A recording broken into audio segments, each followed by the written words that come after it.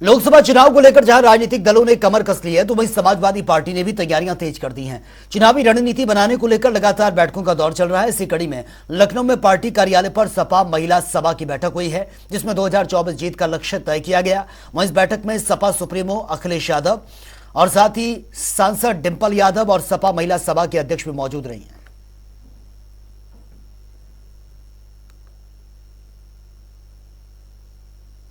Samajwadi party की महिला wing की आज बड़ी बैठक थी।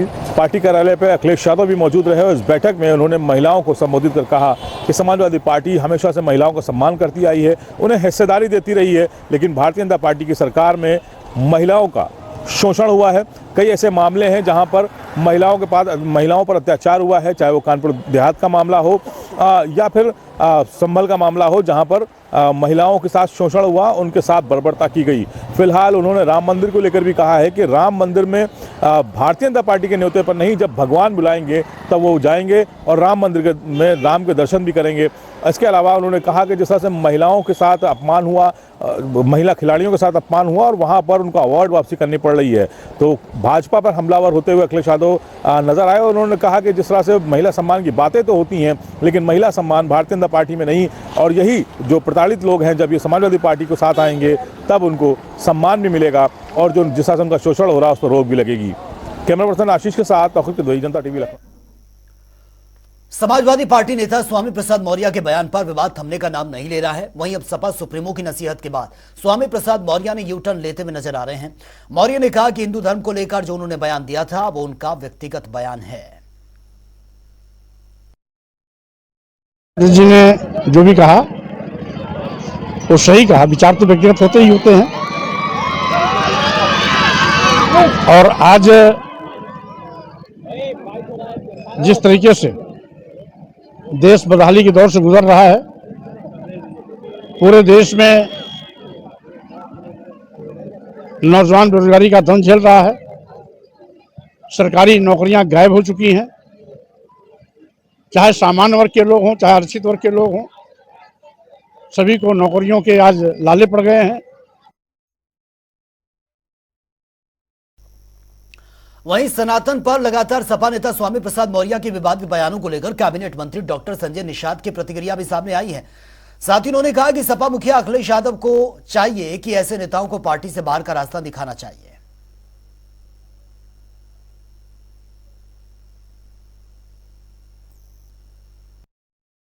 हम सबके हैं, कम से कम देर ही समझ में आया, देर आया, कम से कम इतना तो आ गया कि भारतीय संस्कृत है और भारतवासियों का है, और राम किसी एक के नहीं है, सबके घट घट के हैं।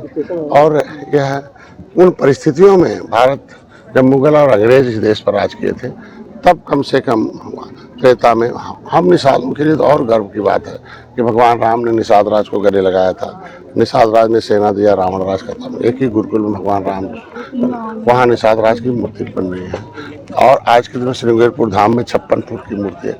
तो कम से कम विपक्ष को इतना तो है कम से कम कि हमें उन्हें भी वोट चाहिए, जिसका वोट चाहिए उसके सम्मान में बोला दे रही है। ऐसे अधर्मियों को पार्टी में रखना ही नहीं चाहिए। विकसित भारत संकल्प यात्रा मिर्जापुर पहुंची है, जहां पर कैबिनेट मंत्री नंद गोपाल गुप्ता नंदी यात्रा में शामिल हुए हैं। वहीं इस दौरान उन्होंने कांग्रेस, सपा और बसपा पर जमकर निशाना साधा है। कैबिनेट मंत्री ने कहा कि सपा, बसपा और कांग्रेस की सरकारों ने जाति देखकर लोगों को नौकरी देने का काम किया, जबकि बीजेपी सरकार सबका साथ, सबका विश्वास और सबके विकास के मंत्र पर काम कर रही है, जिसका नतीजा यह है कि आज हम विकसित भारत बनने की ओर अग्रसर हैं। वहीं स्वामी प्रसाद मौर्य पर भी जमकर बरसते हुए नजर आए। विकसित भारत संकल्प यात्रा पूरे देश के हर एक गांव में और जो शहर हैं उनके हर एक वार्ड में, कोई बड़े गांव हैं तो उसमें भी कई जगह, बड़े वार्ड हैं तो उसमें भी कई जगह पहुंच करके ऐसा उत्साह देखा जा रहा है। पूरे गांव के लोग गाड़ियों का स्वागत कर रहे हैं और इकट्ठे हो रहे हैं, अपनी बात को रख रहे हैं। जो जो लाभार्थी हैं वो अपनी बात रख रहे हैं, तो उनके बीच का व्यक्ति बैठा हुआ, जो उनके गांव का बैठा हुआ व्यक्ति लाभ पाया है, उसको देख करके दूसरे के मन में भी आता है। और जिन लोगों को मिल गया है वो अपनी खुशी का इजहार कर रहे हैं, जिनको नहीं मिला है वहां पर काउंटर लगाए गए हैं सभी डिपार्टमेंट के, उनको भी मिले तो मोदी जी की गारंटी वाली जो गाड़ी है, ये गारंटी पूरा करने की गारंटी है। स्वामी प्रसाद मौर्य जिस तरह से बयानबाजी कर रहे हैं, इसमें समाजवादी पार्टी की सह पर समाजवादी पार्टी के द्वारा लिखे हुए स्क्रिप्ट को पढ़ने का काम कर रहे हैं।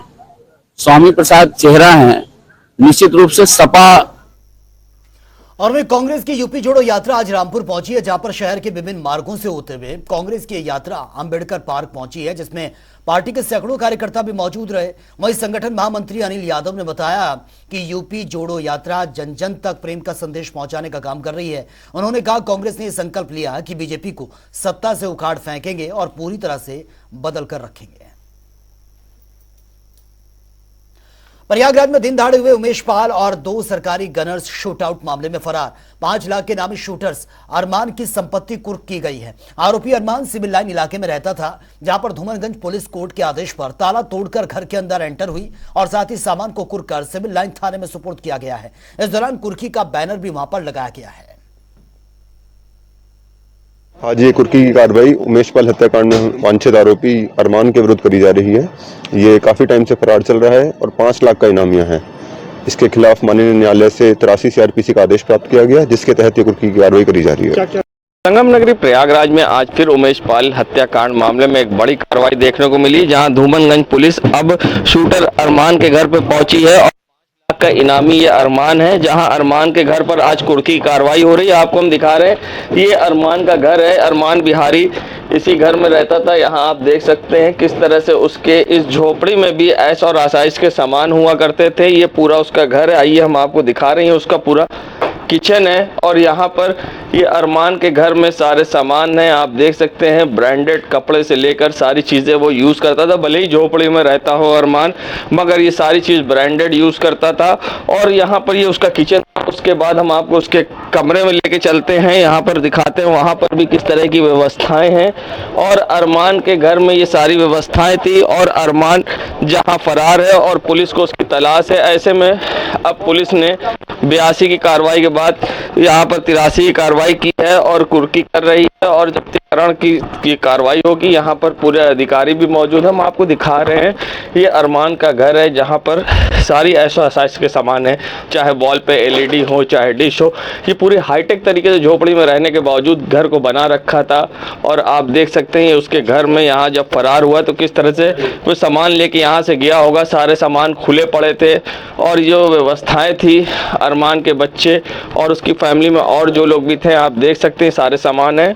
और पूरी तरीके से आज पुलिस के द्वारा ये कार्रवाई की जा रही है। धूमनगंज पुलिस के नेतृत्व में ये कार्रवाई हो रही है।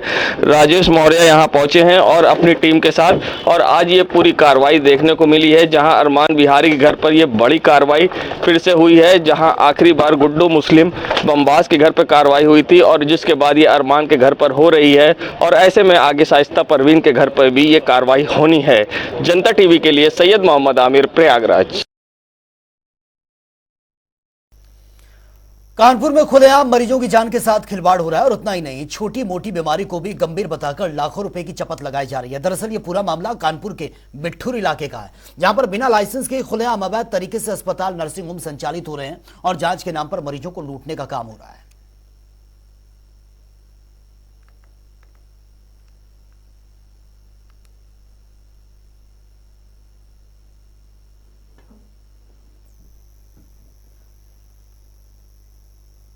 बाईस जनवरी को रामलला की भव्य प्राण प्रतिष्ठा को लेकर तैयारियां तेज हैं।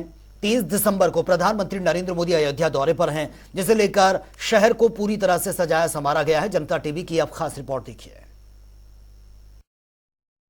प्रधानमंत्री नरेंद्र मोदी के अयोध्या दौरे से पहले अयोध्या को सजाया जा रहा है और अयोध्या में जो प्रधानमंत्री का 15 किलोमीटर का रोड शो होना है, उसको लेकर अयोध्या देसी विदेशी फूलों से सज रही है। मेरे पीछे आप देख रहे हैं, ये प्रख्यात लता मंगेशकर चौक है, जिसे अब पूरी तरीके से फूलों से सुसज्जित किया जा रहा है। लगातार इसकी जो सफाई है वो चल रही है और बताया ये जा रहा है कि अयोध्या और आसपास के जनपदों के साथ ही पश्चिम बंगाल, मथुरा से कारीगर यहाँ जुटे हुए हैं। कलकत्ता, कानपुर, दिल्ली से भी फूल मंगाए जा रहे हैं और ये जितने भी एयरपोर्ट बाईपास से लेकर जो 4 लेन है, जो धर्मपथ है, और वहां से हनुमानगढ़ी के रास्ते तक जो ये 9 किलोमीटर का पूरा रूट है, इसे फूलों से सजाया जा रहा है। जगह जगह तोरण द्वार भी लगाए जा रहे हैं और अयोध्या बदली बदली सी तो नजर आ ही रही है। और आपको बता दें कि जितने फूल यहाँ पर मंगाए गए हैं, उतना ही दिन रात जो कारीगर हैं वो काम करते हुए दिख रहे हैं और बहुत तेज गति से काम हो रहा है। प्रधानमंत्री के दौरे से पहले एकदम से जो पूरी व्यवस्था है वो बदली हुई नजर आ रही है। पूरा जो रूप रंग है वो बदला हुआ है और जहां तक आपकी अयोध्या में नजर जाएगी, फूलों का काम नजर आ रहा है। इन फूलों के काम के साथ ही प्रधानमंत्री का रोड शो, क्योंकि प्रधानमंत्री जब यहाँ आएंगे तो वो सौगात देने जा रहे हैं। यहाँ पर रेलवे स्टेशन पर नई ट्रेनों की और एक नए एयरपोर्ट का उद्घाटन होने जा रहा है और प्रधानमंत्री की एक बड़ी जनसभा भी होनी है।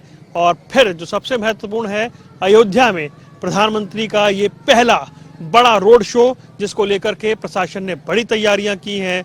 15 किलोमीटर का रोड शो है और अयोध्या सजती और संवरती हुई दिखाई दे रही है। कैमरामैन आकाश सक्सेना के साथ वरुण गोयल, जनता टीवी, अयोध्या। और अब बात होगी तमाम खबरों की ताबड़तोड़ अंदाज में। अमरोहा में खेत में मिले तेंदुए के 2 शाबाक लोगों ने सनसनी फैली है, वन विभाग को इन्फॉर्म किया। आजमगढ़ में पुलिस और लुटेरों के बीच मुठभेड़ हुई है, 2 शातिर लुटेरे घायल हुए हैं, पुलिस ने गिरफ्तार कर लिया। प्रतापगढ़ में शॉर्ट सर्किट से दुकान में भीषण आग, दुकान का सामान जलकर राख। सहारनपुर में पुलिस और गौकशी के बीच एक मुठभेड़ की खबर है, 4 गौकशों को गिरफ्तार किया गया। बाराबंकी में 2 दिवसीय मेले में 2 युवक आपस में भिड़ गए, जमकर मारपीट हुई है, वीडियो सोशल मीडिया पर वायरल। लखीमपुर खीरी में तेज रफ्तार का कहर, बस ने छात्रों को रौंदा, मौके पर ही दर्दनाक मौत। आगरा में ट्रक ने बाइक को टक्कर मारी है, बाइक सवार की मौके पर मौत, जांच में जुटी है पुलिस। फर्रुखाबाद में नगर पालिका की ध्वस्तीकरण की कार्रवाई, अतिक्रमण की शिकायत पर चला बुलडोजर। योगी सरकार ने बहराइच वासियों को दी बड़ी सौगात, मेडिकल कॉलेज में लगाई गई है डायलिसिस की 3 मशीनें। उन्नाव में ट्रेडर्स की दुकान से चोरों ने बड़ी चोरी की है, लाखों रुपए का सरिया चोरी कर दिया। बांदा में शिक्षा विभाग की बड़ी लापरवाही, कड़ाके की ठंड में स्कूल जाने को मजबूर हुए छात्र। बांदा में चोरों ने अंग्रेजी शराब की दुकान पर चोरी की है, दुकान से 80,000 की नकदी और शराब की बोतलों पर हाथ साफ किया। शराबस्ती में तेज रफ्तार का कहर, अनियंत्रित होकर डीसीएम डिवाइडर से जा टकराई, राहगीर और डीसीएम में सवार लोग बाल बाल बचे। झांसी में शराब के नशे में बदमाश ने बुजुर्ग की कुल्हाड़ी मारकर हत्या कर दी है, जांच में जुटी है पुलिस, आरोपी को गिरफ्तार किया।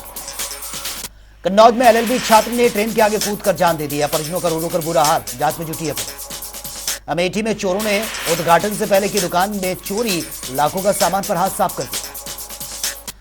बाराबंकी में घने कोहरे के चलते 2 वाहन आपस में टकरा गए, दोनों चालक गंभीर रूप से घायल, हॉस्पिटलाइज्ड। आगरा में बढ़ते नशे को लेकर महिलाओं का जिलाधिकारी कार्यालय पर प्रदर्शन, बच्चों की नशीले पदार्थ का सेवन करवाया जा रहा है। अलीगढ़ रिश्वत लेने के आरोपी दरोगा की मौत की खबर, एंटी करप्शन की टीम ने अगस्त में किया था गिरफ्तार। अलीगढ़ में 3 दिन से लापता किशोरी परिवार के लोगों ने लगाया अपहरण का आरोप, जांच में जुटी है पुलिस। उन्नाव में दलित ने पुलिस पर आरोप लगाते हुए एसपी कार्यालय पर आत्मदाह की कोशिश की, घटना के बाद कार्यालय में बड़ी सुरक्षा, मेन गेट पर तलाशी जारी। मैनपुरी में असंवैधानिक रूप से चल रहे लिपिक का काम, प्राइवेट कर्मी चला रहे हैं कार्यालय, डीएम ने एफआईआर के आदेश दिए। पीलीभीत में रेलवे स्टेशन के पास नाले में मिला युवक का शव, लोगों में मचा हड़कंप, जांच में जुटी पुलिस। मुजफ्फरनगर में सड़क किनारे मिला युवक का शव, ग्रामीणों ने पुलिस को इन्फॉर्म किया, पुलिस मौके पर पहुंची, जांच शुरू। आगरा में दबंग पशुपालकों ने कैटल कैचर स्कीम पर किया पथराव, कर्मचारियों को लगी हैं चोटें। बहराइच में एक घर की दीवार गिरने से बड़ा हादसा, 3 मासूम बच्चों की दर्दनाक मौत। कानपुर में कांग्रेस का 138वां स्थापना दिवस मनाया गया, कांग्रेसियों ने पूर्व नेताओं ने याद किया। मुजफ्फरनगर में डबल मर्डर का खुलासा, बेटी के प्रेमी ने मां बेटी की हत्या की है, आरोपी गिरफ्तार।